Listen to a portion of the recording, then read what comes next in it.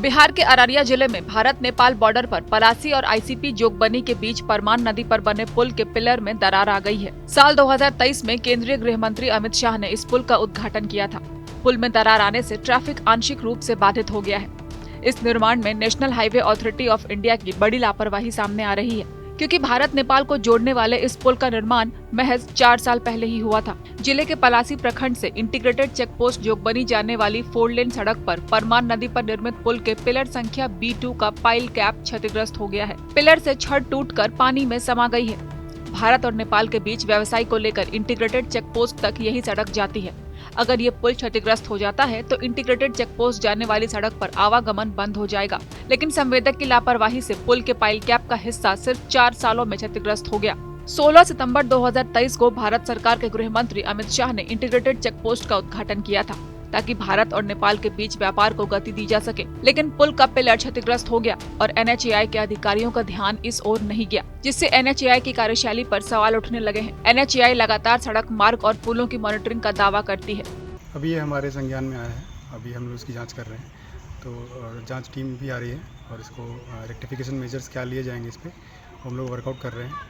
तो जैसे वो प्लान वो वर्कआउट होता है और उस पर हम लोग सबसे पहले हमारा ये फोकस रहेगा कि इसको ठीक कैसे करना है, रेक्टिफाई कैसे करना है, क्या इसमें डिफेक्ट्स है, वो हमारा पहले प्रायोरिटी है। और जो रिस्पॉन्सिबिलिटी की बात है वो वैसे कॉन्ट्रैक्ट जो एग्रीमेंट है उसमें कॉन्ट्रैक्टर को करना होता है काम, और डिफेक्ट लायबिलिटी पीरियड तक उनको देखना होता है, उनको मेंटेन करना होता है। तो उनको उनकी रिस्पॉन्सिबिलिटी है कि उनको वो रेक्टिफाई करेंगे तुरंत में, जो भी रेक्टिफिकेशन मेजर्स है उनको लेना है। और लेकिन क्या करना है वो भी टीम हमारी इस पर वर्कआउट करेगी, तो इसको हम लोग इमीडिएटली करा रहे हैं और इसको करके फिर भारत नेपाल का बेटी रोटी का रिश्ता है सर।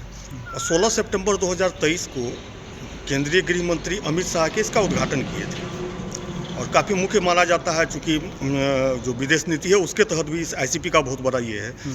लेकिन उसके बावजूद जो ये है जो डैमेज हुआ है, इस पर NHAI के लोगों की नज़र नहीं पड़ी या संवेदक की तरफ से कोई सूचना नहीं दी गई। देखिए इस पे क्या है कि हम जो प्रोजेक्ट कंप्लीट हो जाता है उसको मेंटेनेंस पीरियड में हम लोग टेस्ट कराते रहते हैं और रूटीन टेस्ट होता है, और वो हो रहा था, अभी प्रोसेस में ही था। और हमारे जैसे जानकारी में आई बात तो हम लोग इसको इस पर हम लोग काम कर रहे हैं। रेक्टिफिकेशन के लिए क्या करना है उसको हम लोग वर्कआउट कर रहे हैं। एक्सपर्ट कमेटी भी आएगी इस पर, और फिर इसमें क्या करना है वो हम लोग करेंगे। उस पर ऐसा नहीं कि हमारी नज़र में नहीं था, हम लोग रूटीन में करते हैं और वो चल ही रहा था, अभी प्रोसेस में ही था। वो MBIU टेस्ट बोलते हैं, मोबाइल ब्रिज इंस्पेक्शन यूनिट, हम लोग उसे टेस्ट करते हैं, तो वो चल रहा था अभी। तो सर ये बाढ़ग्रस्त क्षेत्र का इलाका है और ऐसे इस स्थिति में जो है इस तरह का पुल का डैमेज हो जाना नहीं लग रहा है कहीं ना कहीं सर कोई बात तो बनता है। ये देखिए पानी इसमें इस नदी में पहले भी आप जानते होंगे पानी काफ़ी आता है, तो क्या रीज़न है पानी के ज़्यादा आने का है या क्या रीज़न है अभी इस पर हम लोग कर रहे हैं। तो हो सकता है पानी का सडन कुछ रीज़न रहा होगा, पानी के ज़्यादा फ्लो के कारण या कुछ भी रहा होगा, तो उसको वर्कआउट करते हैं। और ज़्यादा वैसे हताहत वाली बात नहीं है, इसको हम लोग तो क्या प्रोजेक्ट जब तैयार हो रहा था तो उस वक्त जो भी संबंधित विभाग के अधिकारी थे उनकी जानकारी में नहीं था कि यहाँ पानी ज़्यादा है या मटेरियल किस यहाँ यूज़ करना है? कहीं ना कहीं घटिया किस्म का मटेरियल तो ज़रूर यूज़ हुआ है जिसके कारण डैमेज हुआ है। अगर बहुत अच्छे तरीके का मटेरियल यूज़ होगा तो डैमेज तो नहीं होगा। अब देखिए ये सब तो जांच का विषय है, इसमें अभी तो कुछ कहना उचित नहीं है। जब तक जांच और रिपोर्ट नहीं आ जाती तब तक कुछ भी इस पर कह नहीं सकते हैं।